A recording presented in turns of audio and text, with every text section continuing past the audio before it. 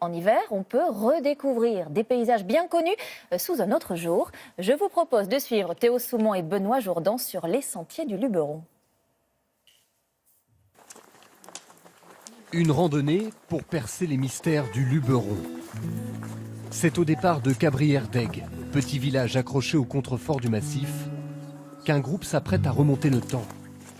Premier arrêt, à moins 10 millions d'années. Qu'est-ce que c'est en fait? Des petits galets. Des petits galets. Dans quoi on trouve les galets normalement?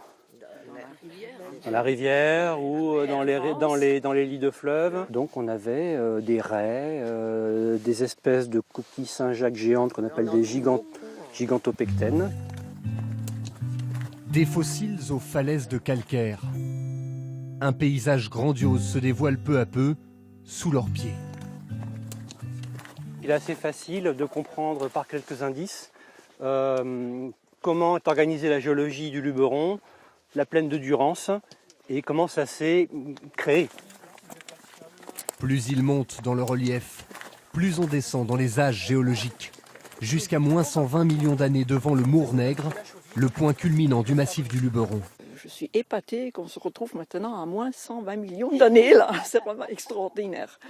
Maintenant, je vais avoir un œil différent quand je vais regarder une roche ou quand je vais regarder autour de moi les différentes stries. Il y a des rivières souterraines, il y a tout un monde qu'on ignore. Alors on peut passer devant sans le voir, mais si vous vous approchez, vous pouvez poser vos sacs.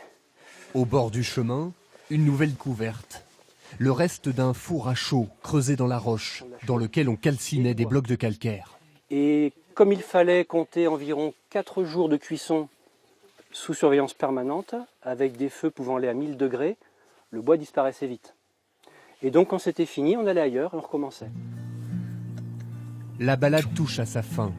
Elle est accessible à tous avec ses 8 km, un dénivelé raisonnable et sa mine d'informations sur le sud Luberon.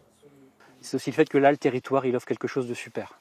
Et c'est le territoire qui aide aussi beaucoup. Voilà. Vous avez l'impression de le valoriser justement?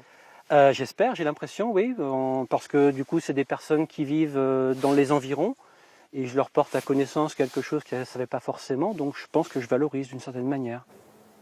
Depuis 2004, le Luberon détient le label Géoparc mondial de l'UNESCO pour son patrimoine géologique exceptionnel, mais aussi cette volonté de le partager avec ses visiteurs.